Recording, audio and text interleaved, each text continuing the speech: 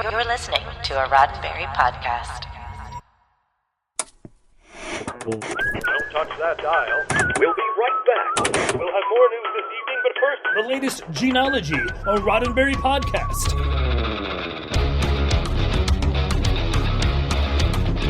Episode 44, The Golden Toad.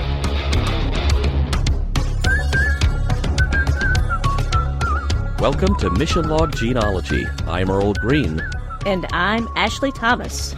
Each week on Genealogy, we mine the archives of Gene Roddenberry's work to search for the gold that would eventually make its way into the morals, meanings, and messages in his most famous creation, Star Trek. Earl will be back with trivia in a moment, but first, here is how you can reach us. Genealogy is meant to be entertaining and informative, but it's also just the beginning of an ongoing conversation about the works of Gene Roddenberry. Drop us a line at missionlog@roddenberry.com and join us on X, formerly known as Twitter, and Facebook at missionlogpod. While you're at it, please leave us a rating or review at Apple Podcasts or on your favorite podcast platform. And please remember, your comments could be used on future installments of Genealogy. And now, this week's trivia. Thank you very much, Ashley. I hope everyone finds our Golden Toad trivia absolutely riveting. It's not like Frogger getting squished. Yeah, so I will try not to sound too croaky here when I tell everyone that The Golden Toad aired on November 21st, 1959. Got quite the cast on this one, so let's hit the highlights. For the Webster clan, we have David White as our patriarch, Bud Webster. Kevin Hagen played Everett Webster. Dorothy Dells as Jacqueline. Jan Burrell as Caroline. And Eileen Wilk plays Willow Dean. David White is a prolific star of film and television. He's probably best known for playing Larry Tate in 191 episodes of Bewitched, on the big screen in The Apartment as Mr. Eichelberger, and George Granville in Brewster's Millions. For the genre fans in the room, he also played J. Jonah Jameson in the pilot episode of the live-action The Amazing Spider-Man series from 1977.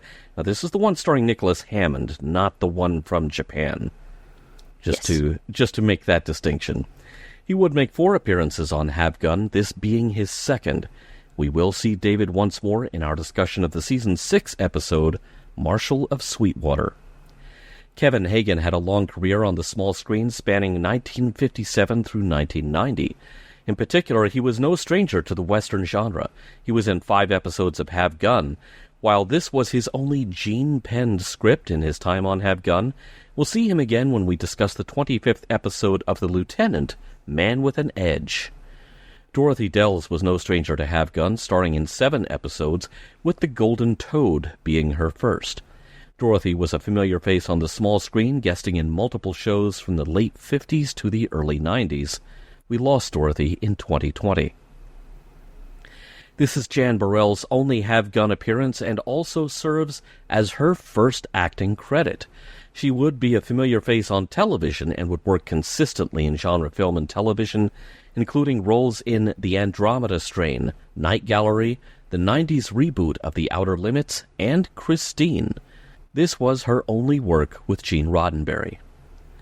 Playing Willow Dean Webster is Eileen Wilk. The internet is sparse with info on Eileen, so not only is this her only Gene script, this is also her one and only acting credit.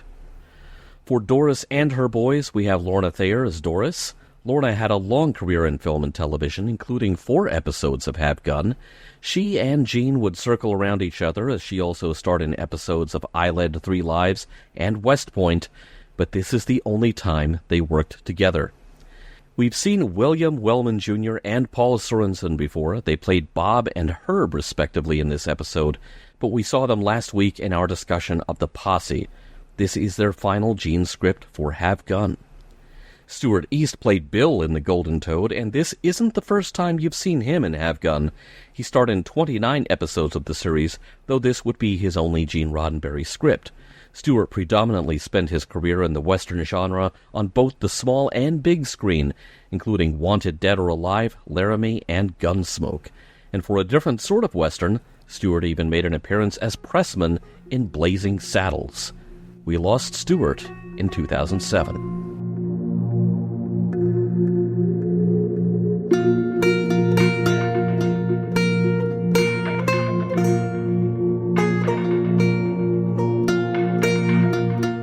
Act 1. We find Paladin reading the Arizona Press in the company of Beverly, one of his many lady friends, though this one seems to be a bit put out with him. Paladin reads aloud a story of the Yavapai ruins being found, increasing the likelihood that the rumored Yavapai treasure is there too. After she informs Paladin that the rumors of him are true, that just when things are getting good, he runs off. Paladin responds in the words of Cicero: Ominus in rebus, voluptatibus, maximus, fastidium, finitum est. Paladin bids her adieu and asks Hayboy to ready his usual traveling supplies and gear and have them ready at the public library. He's got some research to do before riding out. Paladin rides up to meet the Websters at their home. Bud Webster has just chided his daughters to keep their jaws latched. Bud tells Paladin that he came all the way here for nothing. The newspaper man got it wrong. They all chew loco weed anyway. Paladin says that the loco weed chewing newspaper man actually got quite a bit right. It lines up with what he read at the library. But before he can go further, he's interrupted by a cough from the Webster girls. Sizing up Paladin's state based on his 4-stitch boots and fancy clothes, Bud says that Paladin seems to be well off, and bonus, unmarried. Now's a good time to introduce him to his girls, Jacqueline, Willadine, and Caroline, who can all cook, read, and shoot, respectively. Bud encourages Paladin to stay and visit with the girls while he goes to fetch his son for lunch.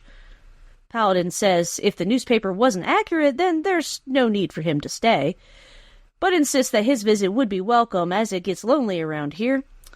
When Paladin mentions the town is just a few miles away, Bud informs him that they're nothing but a bunch of cheats.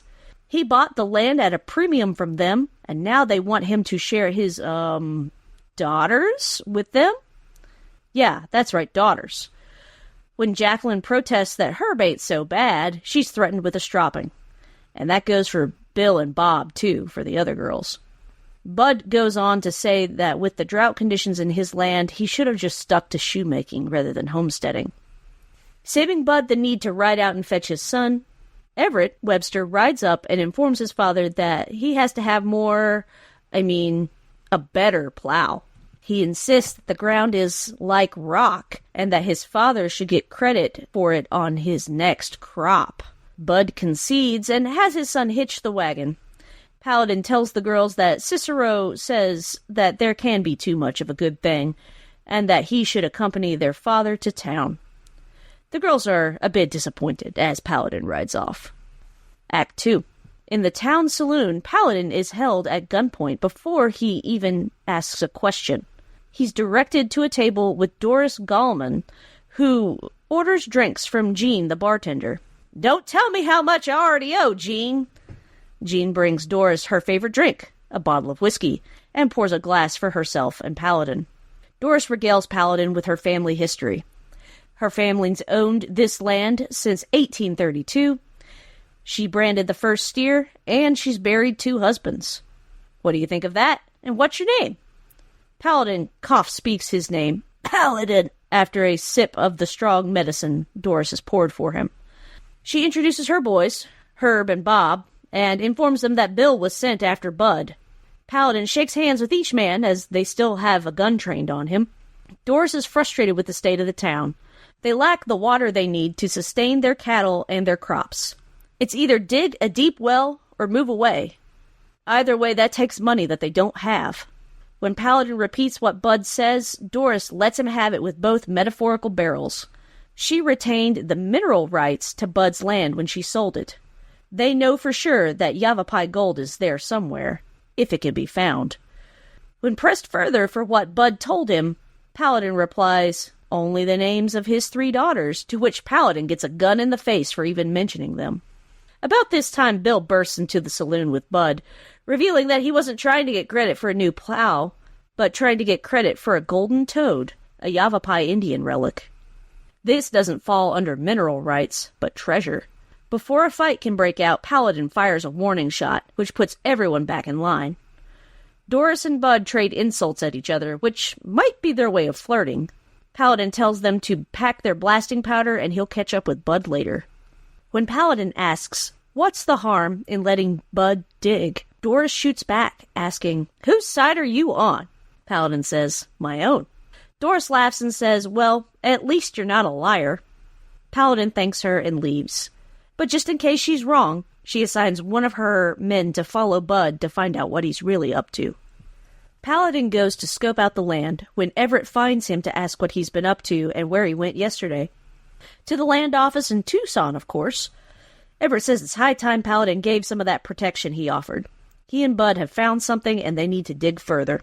They've stumbled across some sort of altar or a place of worship. They dug down and found a stone path, which led to a shaft caved in from an earthquake. They found the golden toad about 10 feet in and kept digging.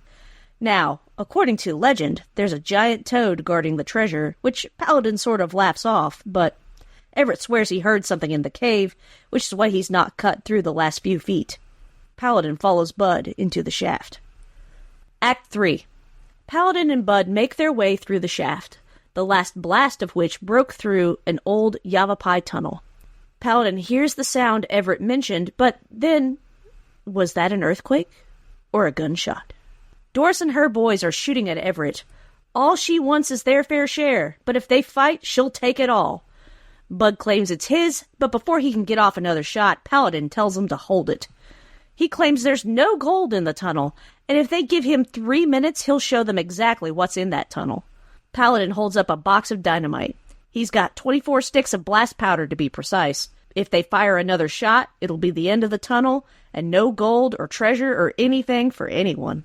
Paladin runs into the shaft with the dynamite, and Doris and Bud form a temporary truce. Bud would rather have half a share than none, and besides, Doris has nerve. He likes that. The two light a torch and run in after Paladin.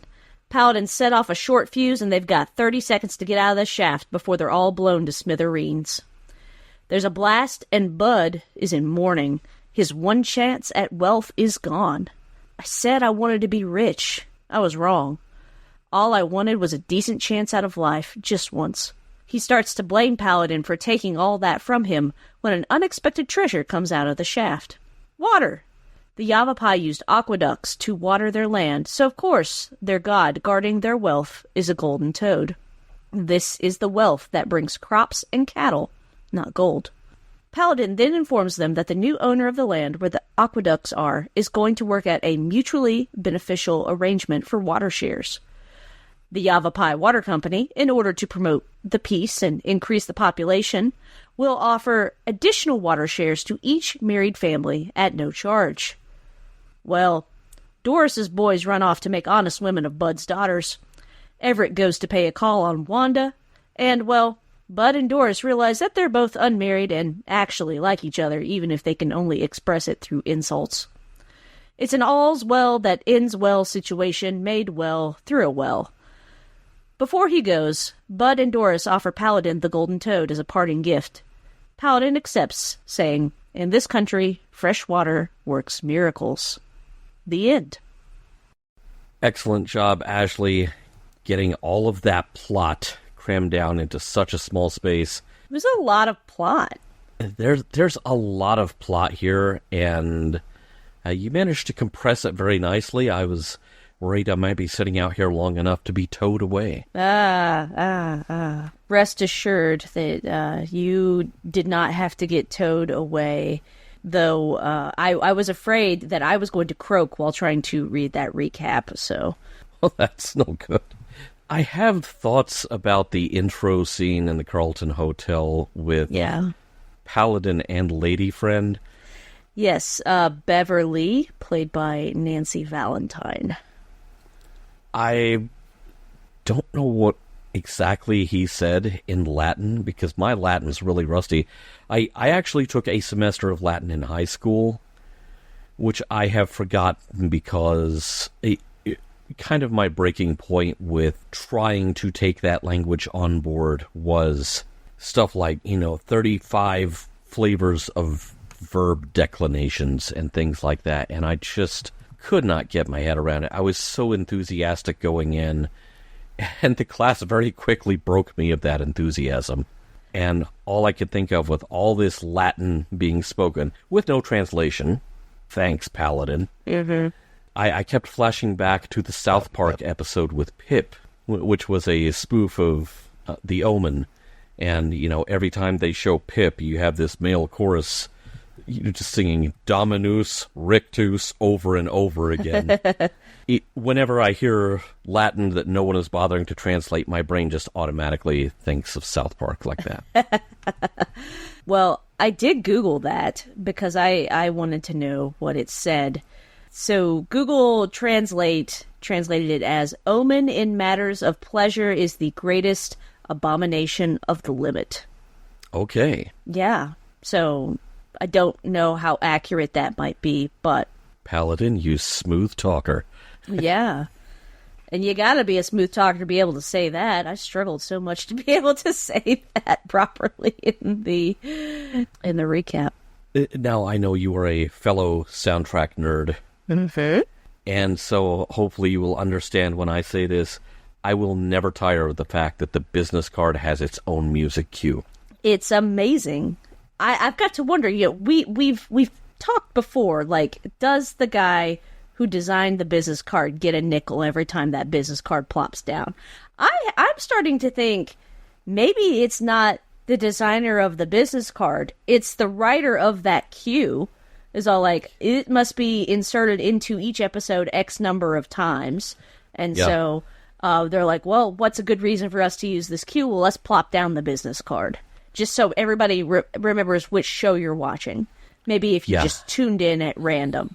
I think that must be the only business card in Hollywood history to have its own orchestral strings. It's just, it cracks me up every time I hear it. Yeah. Okay, we've got music for the business card. Extra bit of dramatic flair in a not at all dramatic scene. But man, every time you see that business card, da-da-da-da. I like that we did that in unison. Good job. But speaking of this lady that he's been entertaining, Beverly, he rattles off all this Latin, and then he boops her on the nose. She ain't a cat. Don't do that. That ain't cool. I had so much difficulty even fathoming what was going on in that scene.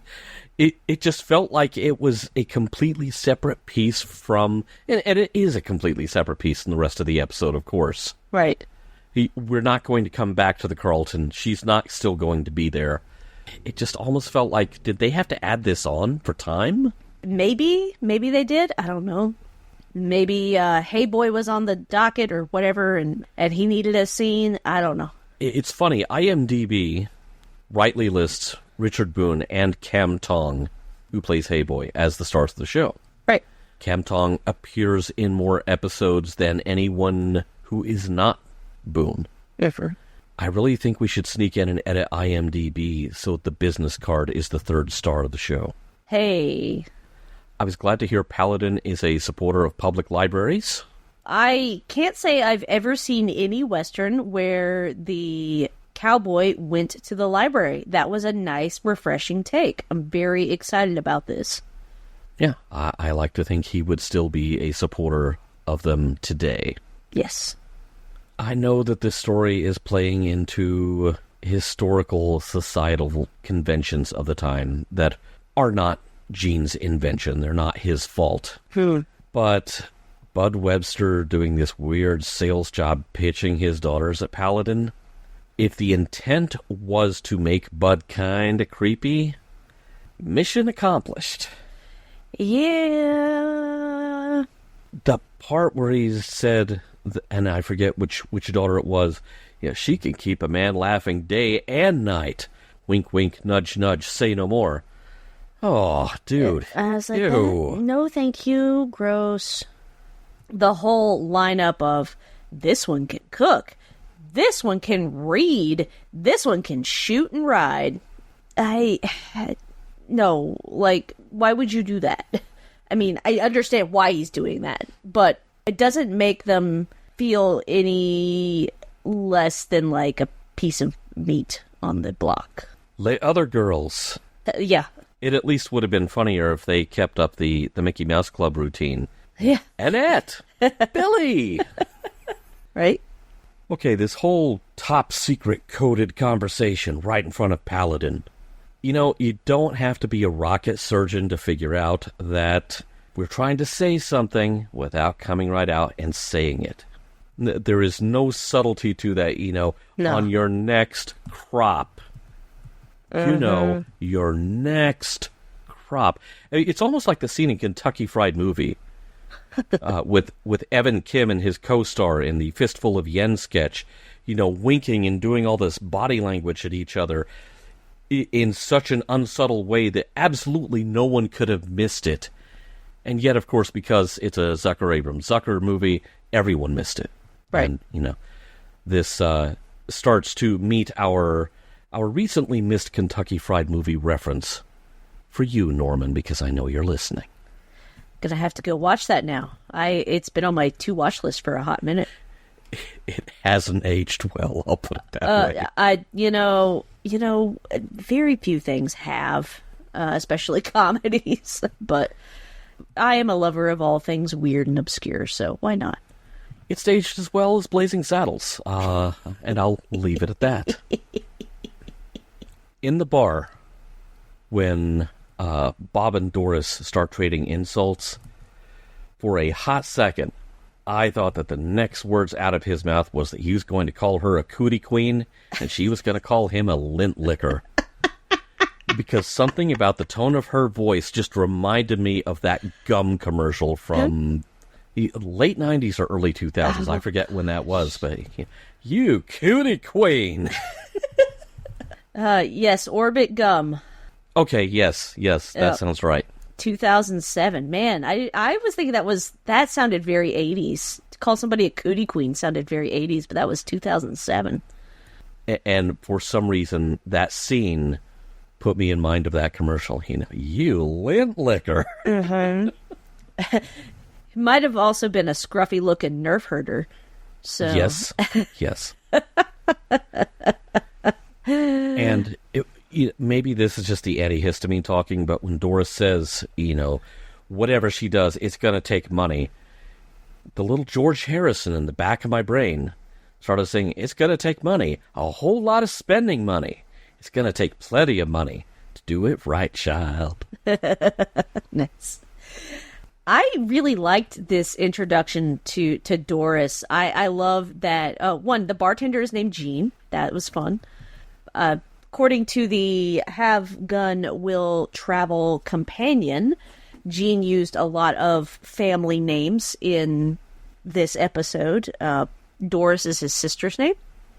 Mm-hmm. And Bob was his brother. Yep.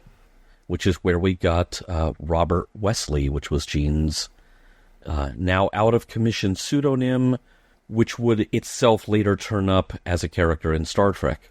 Yeah.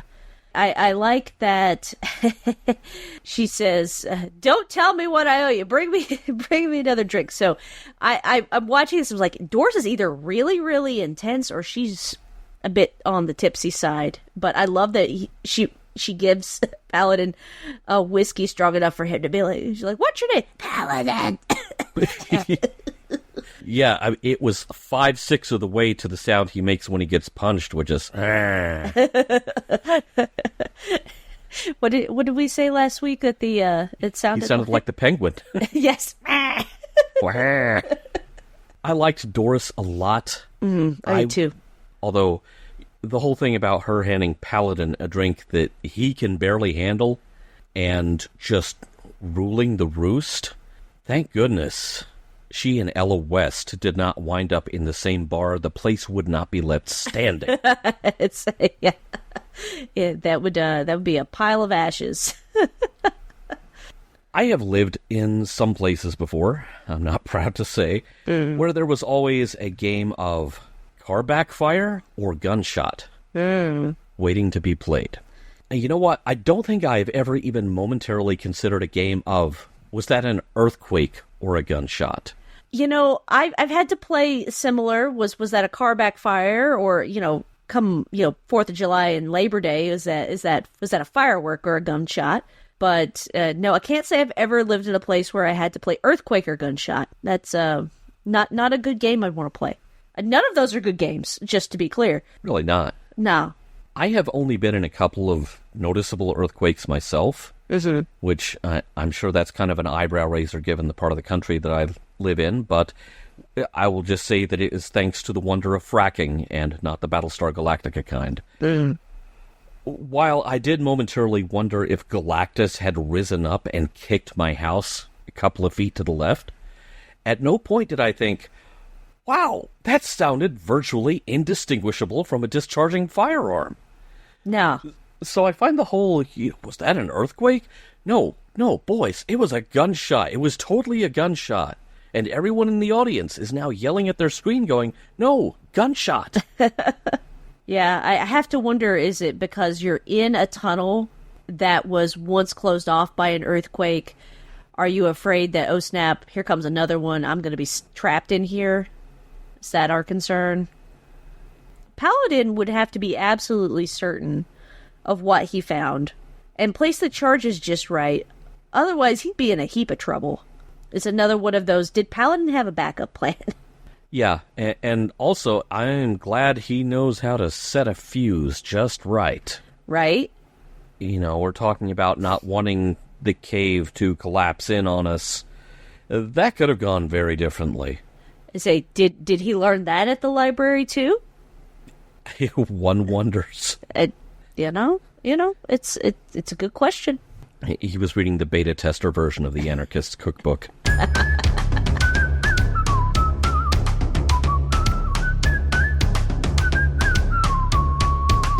Ashley, we've talked in the past, and you made this observation. I have not been able to get this out of my head since you said it. Gene's two most common assignments on Have Gun Will Travel seem to be super heavy stuff, like Episode in Laredo, and The Posse, and The Return of Roy Carter, or The Women! The Women! It feels here like he's trying to maybe fake us out at the beginning. Oh, maybe this is going to be one of the serious ones, and then it turns out that the heaviness is surface level. This reminded me a lot of the Monster of Moon Ridge, in that Paladin is trying to forge some kind of alliance between two parties that are very much at odds with each other. That's cool. That's very Gene. Just because nobody here is blue and has antennae, just because nobody has pointed ears, doesn't mean that Gene's not doing his Gene thing all over this script. Now, early on, did we establish that there already was kind of some flirtation going on between Bud's daughters and Doris's boys? Yes. They mention when Bud is introducing his daughters to Paladin, Jacqueline mentions, well, that herb ain't so bad. And he's like, you talk to him again, I'll strop you. Wow, hadn't heard that one in a while. But then he says, that goes for Bill and Bob, too. So it sounds like Jacqueline's already been talking to Herb, and Bill and Bob have been talking with Caroline and Willadine. So later on in the episode, Doris makes the comment that they're the only three girls of marrying age in the town. And then one of the guys, when Paladin even mentions them, doesn't even say anything about them other than that Bud told him his daughter's names. They're like, don't you say anything about them girls. And we're like, whoa, back up, buddy. It's okay. Okay, that's what I thought. Hey, I'm just glad to find out that herb was not about the loco weed. Yeah. Whole different story. Story. As a writer, to find out that we all are chewing on the loco weed, I was like, I'm sorry, I didn't get that when I got the job. Can somebody please? Was I supposed to get my share of loco weed? I feel like it might explain the career choice if I rewind far enough in my own life, but we'll leave that there. So just like Moonridge, Paladin has managed to bring things to a peaceful conclusion. That's good. But it's becoming a running thing in Gene's scripts that Paladin's solution is everybody is getting married, except for Paladin. Paladin's out of here. Nah. Always the groomsman and never the groom, I guess? Well, it was kind of interesting when Bud asked him if he was married. He was like, on the contrary. It's like, what kind of answer is that? Beats me. I realize this is probably just modern me butting my head into the limitations of the Western and the limitations of the thinking of the historical period being depicted. Well, to be clear, there are multiple historical periods in play here. You have the 1870s or 1880s being depicted through the lens of the late 50s, the late 1950s, I should specify. So there are storytelling conventions that are expected to be observed, if not upheld, and it all has to fit in 26 minutes. Now, sometimes you get something brilliantly self-contained, like Episode in Laredo or The Posse, or you get something that just really feels like it needed more time to play out. I'm not sure about this whole everybody get married thing, because this has happened a lot. It happened to Les Girls. You go back before that, there are still instances of that. It seems to be a recurring theme. Yeah, and again, we talked in our episode about Les Girls. Is this like the Seven Bride for Seven Brothers effect? Because this effectively the same thing happened again in this episode. Yeah, and the funny thing is, I believe we had some time between Les Girls and The Golden Toad. So it's... viewers in 1959 would not have absorbed these stories the way that we're doing it, because we're just hopping, much like the Toad in the title, from one of Gene's scripts to the next. I do like that at the exact same time we are setting Doris up like she might be the villain of the piece, we are also handed reasons to sympathize with her, such as the fact that she's buried not one but two husbands, out in this parched desert of a wasteland that she's trying to run a farm on. I really liked Doris's introduction. I feel like that is the gem. That is the takeaway from this episode, is Doris is a great character. Yes, you got a lot about her in just a little. The fact that these three guys are in her employ. I think IMDb lists them as her sons, but they all have different last names, so all of these guys are all like, nope, Doris is the boss. She's clearly the one in charge here. I really like that about her. You also got the feeling for how tough she is. She's like, my family's had this land since 32. I branded the first steer. I buried two husbands. Here, drink this. It's going to put hair on your chest. Yeah. And Paladin is like, well, she's just like, good. Hair of the frog who bit you. Yeah, that's right. It would have been so easy to just make her intransigent. Right.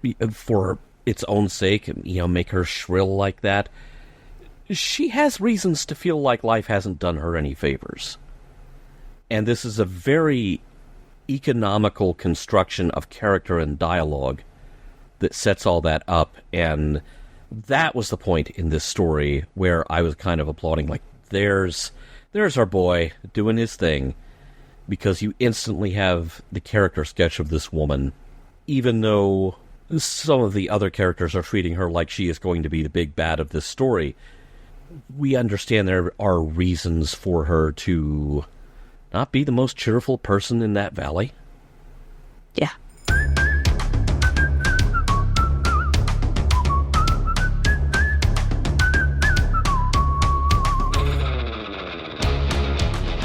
Right, Ashley, we have been completely riveted by the Golden Toad, both the good and the bad, this week.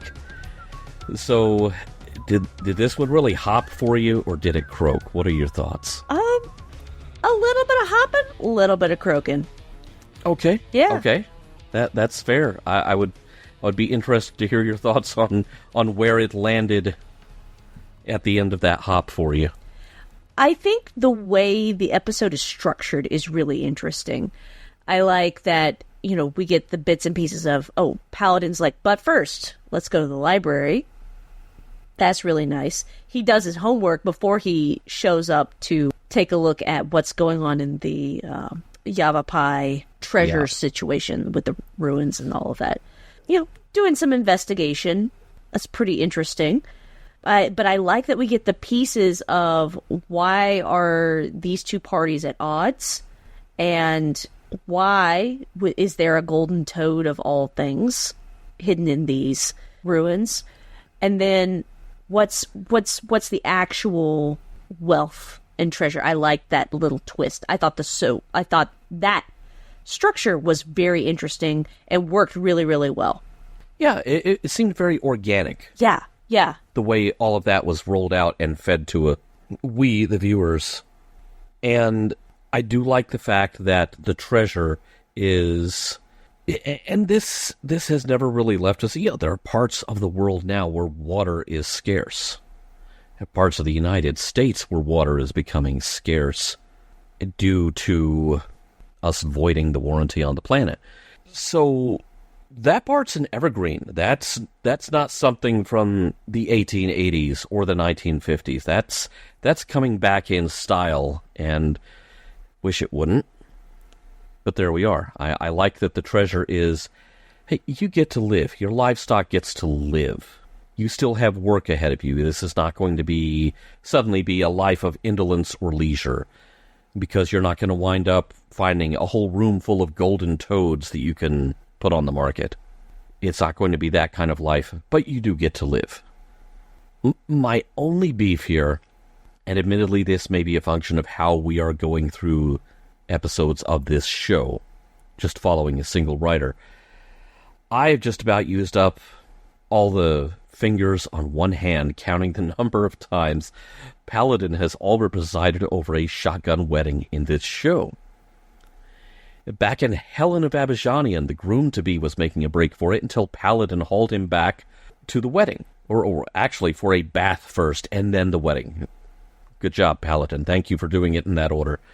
He tries his hardest to engineer a coupling in time for the end of Ella West. In both Moon Ridge and Les Girls, and now here. Hey, everyone get married. That's going to solve all the problems. This has just become Paladin's thing. Richard Boone is the finder of lost loves. What really vexes me with the Golden Toad in particular is I'm not sure there's actually a better solution than that. If Paladin doesn't come up with something that puts everyone in a better mood by the end of this episode, they're already shooting at each other. That would only get worse if some sort of peace accord was not reached at the end of our 26 minutes. It's a strange little episode.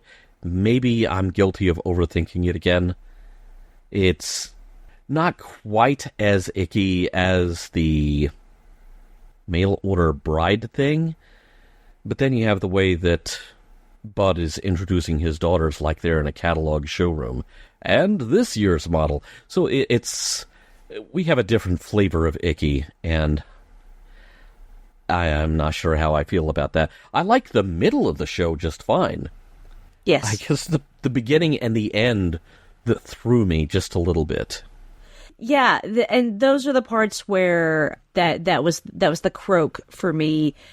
I don't like that, it's almost like not if you were the last woman on earth sort of thing. And here we basically, these are the last possible prospects we have. Oh, and we're going to financially orchestrate the necessity that you get married because of additional water shares will be given to married units. So it's almost like the medieval practice of making peace with our enemies through marriage. Those available of marriageable age are currency. Yeah, they're currency. They are the insurance policy that we're not going to blow each other to heck. Yeah, and a part of me wants to go down a whole rabbit hole about you can't do marriage that way, you can't force it like that. But I'm not exactly a qualified marriage counselor, so I'm just going to shut my trap there and assume that if I went that way, I'm way overthinking this episode. Because we are just trying to have a few laughs, blow some stuff up, and figure out what is up with the Golden Toad in 26 minutes, and get out. Yeah. And in the meantime, we are stopping along the way at some of your favorite stops, like when Paladin first shows up, the girls are all moon-eyed over him because, of course, they are. What a guy. What a guy. It's kind of a nice fake out in that you think that, oh, this is going to be kind of like the Posse. This is going to be a little more shooting, a little more danger, especially once you meet Doris and her henchmen, her minions. Her minions. Instead, it kind of turns into almost a big joke for Paladin. He's not laughing as much as he was a couple of weeks ago with Les Girls. And the girls are definitely not giggling as much. I do appreciate that. Yep. Do not giggle in the presence of the Golden Toad. It's an episode that falls apart if you overthink it. If you can avoid doing that, there's actually some good fun to be had here. I feel like this is a victory for character construction and dialogue. Maybe not necessarily plotting. I would agree with that. I will say the one thing that kind of makes the croaking at the arranged marriage slightly better is it seems that at least the sisters had all been talking to the three fellas of marriageable age in the town before, so they at least aren't opposed to the idea, or it seems like it was maybe heading in that direction anyway. They just now have a much, they have a financial incentive with which to pursue this. I gotta say, Paladin he knows which side his bread is buttered on. He seems to be extracting his fee, at least on the annual, now with forming the Yavapai water, whatever. He's orchestrated this pretty well in his favor, too, but he's also solved a problem, because otherwise these people are going to, shoot the crap out of each other. Right. To me, that kind of, honestly, it's kind of like Gene Roddenberry writing the lyrics to the Star Trek theme song. Yeah, kind of jumping in there and dropping in on Sandy Courage's credit. Yeah. Which brings me back to one line I really liked. The Paladin said, whose side are you on? Mine. Own. Mine. Yeah. Yeah. I appreciate that we have finally called it out for what it is, and we're just going with it. Yep. The real implication is he's in favor of staying alive, and if everyone would kindly stop trying to shoot each other and stay alive with him, some mutually beneficial arrangement can be reached. Yeah. And also, there's a golden toad. There is, in fact, a golden toad that goes home in Paladin's pocket. Mission Log Genealogy is produced by Roddenberry Entertainment. If you would like to support us directly, you can do so at patreon.com/missionlog for early access to shows and the Mission Log Discord. If you have any material that might be of interest to us that isn't already in the Roddenberry archive, drop us a line at missionlog@roddenberry.com. Our website is missionlogpodcast.com. On the next Genealogy, Tiger. Special thanks to consulting producers Matt Esposito, Homer Frizzell, Julie Miller, Mike Richards, Mike Schabel, Paul Shadwell, and David Takechi.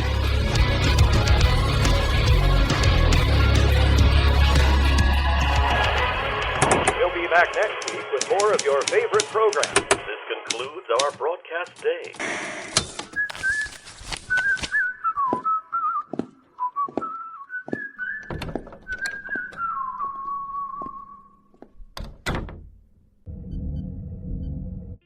This is a Roddenberry podcast. For more great podcasts, visit podcast.roddenberry.com.